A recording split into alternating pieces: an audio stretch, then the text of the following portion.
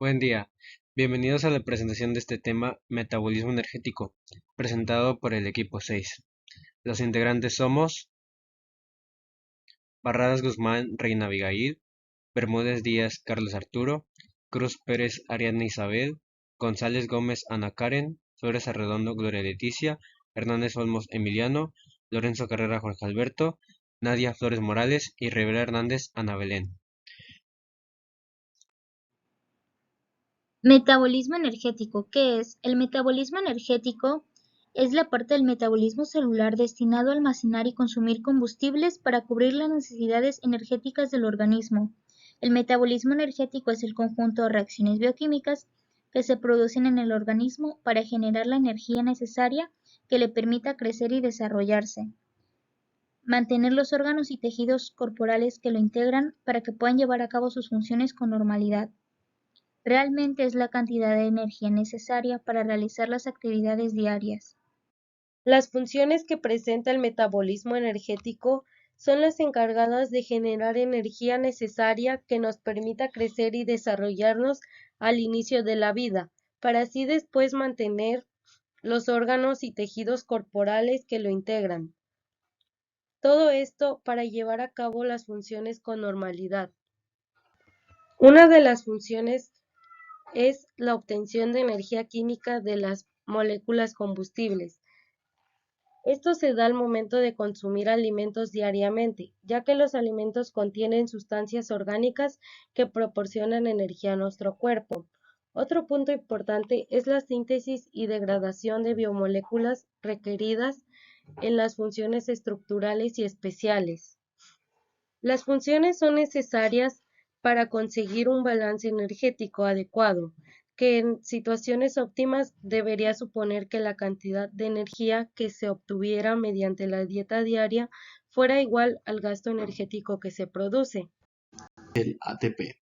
Por medio de la alimentación se obtiene la energía necesaria para seguir realizando las funciones vitales.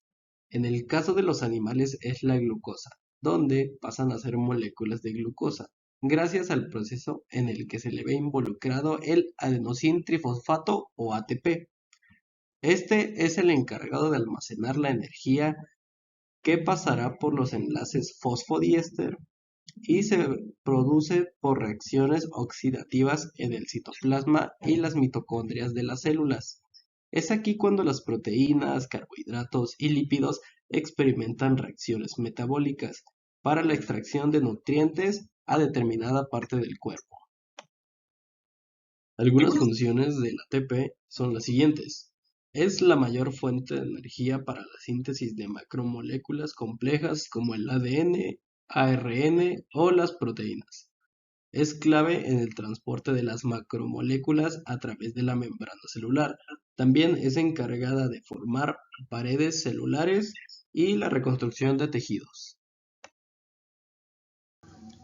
Metabolismo aeróbico. Es la forma en que el cuerpo genera energía a través de la combustión de carbohidratos, aminoácidos y grasas en presencia de oxígeno. La combustión significa quemar, por lo que el organismo hace es quemar azúcares, grasas y proteínas para obtener energía. El metabolismo aeróbico se usa para la producción sostenida de energía para el ejercicio y otras funciones corporales. El metabolismo aeróbico es parte de la respiración celular e involucra que las células generen energía a través de la glucólisis, el ciclo del ácido cítrico y el transporte de electrones, fosforilación oxidativa. La fosforilación oxidativa es un proceso metabólico que utiliza energía liberada para la oxidación de nutrientes para producir adenosintrifosfato. El cuerpo usa el metabolismo aeróbico para obtener energía durante todo el día para alimentar la actividad regular de las células, los músculos y los órganos.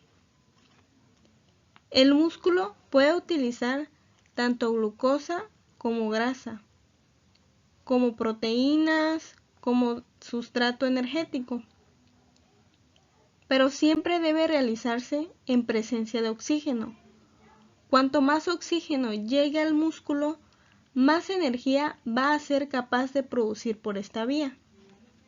A esta vía energética, donde interviene el oxígeno, llamamos aerobia, y como resultado de las diferentes reacciones químicas, se va a producir dióxido de carbono y agua. Como hemos comentado, que en este sistema de producción de energía podemos utilizar tanto la glucosa, la grasa y las proteínas como sustrato energético.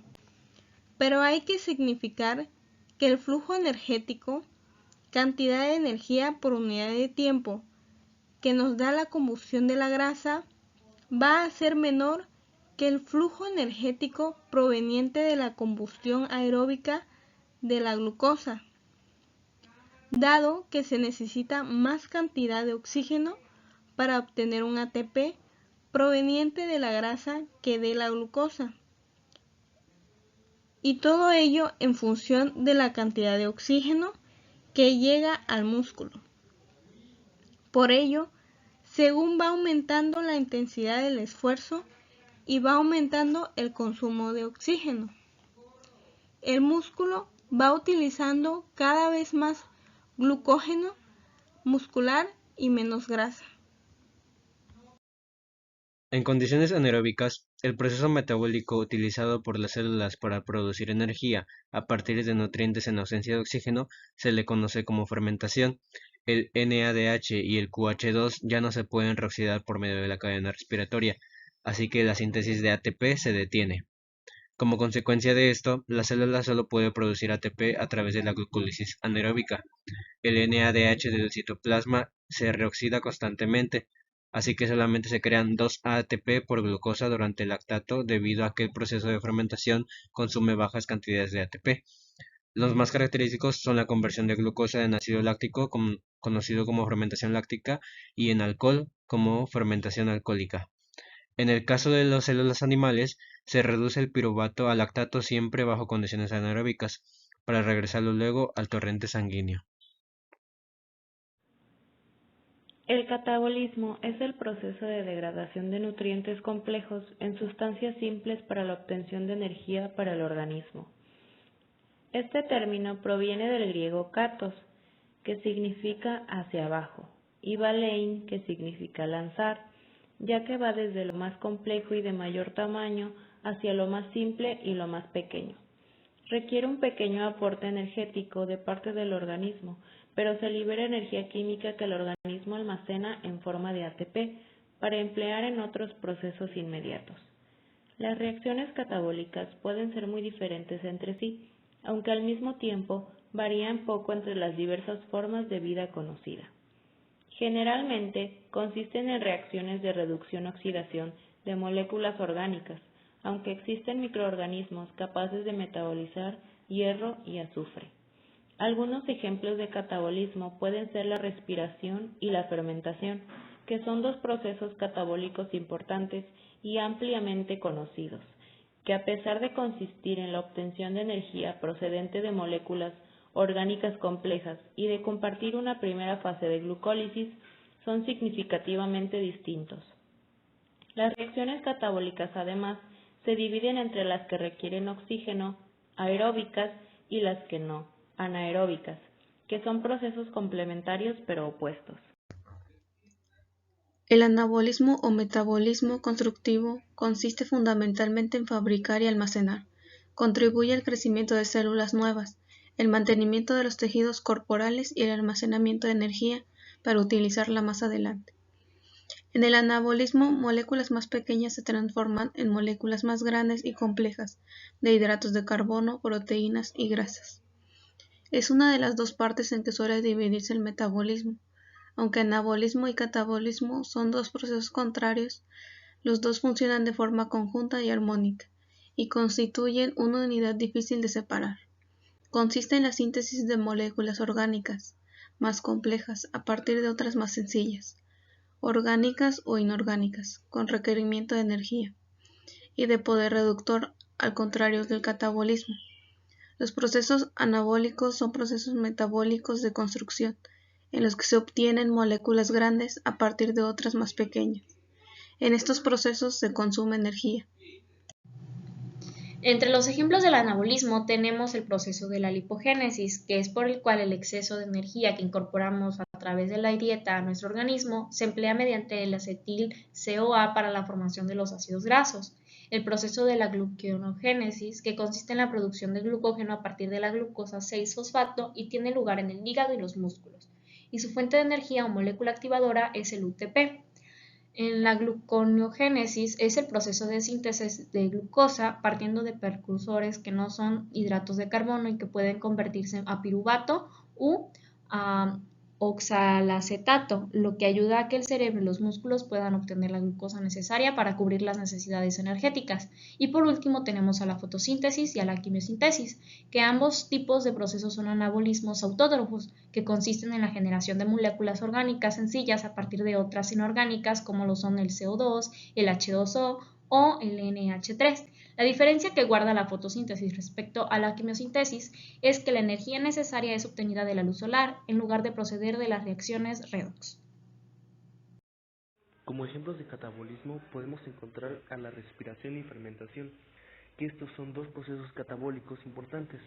Estos se diferencian de la presencia y ausencia del oxígeno, siendo la fermentación anaerobia frente a la respiración, que es aerobia, en el aceptador final de electrones, siendo en la fermentación un compuesto orgánico y en la respiración una sustancia inorgánica, y sobre todo en que con la fermentación no se alcanza una degradación completa de la glucosa, mientras que con la respiración sí. Luego tenemos el ciclo de Krebs, que es un proceso catabólico que configura una de las 4 etapas de la respiración celular, también llamado así como el ciclo del ácido cítrico o del ácido tricarboxilo. Consiste en la oxidación de glúcidos, ácidos grasos y aminoácidos hasta obtener como producto final CO2. Luego tenemos a la digestión, que este proceso, como bien conocemos, implica la descomposición de nutrientes orgánicos que ingerimos a través de la dieta en otros componentes más sencillos y fáciles de emplear por el organismo para satisfacer las necesidades alimentarias y por tanto energéticas. Luego la glucogenolosis, que es, como indican en su sufijo, y lisis, que es la disolución o rotura, es la ruta metabólica de degradación del glucógeno y a partir de la cual se obtiene glucosa. En este proceso, la enzima más importante que interviene es la glucógeno fosfolirasa. Junto a esta está la glucólisis, que es un conjunto de reacciones químicas que, formando parte del proceso de digestión, permite la degradación de la glucosa, obteniendo unos productos finales u otros, en función de la presencia o ausencia de oxígeno, siendo piruvato o lactato respectivamente.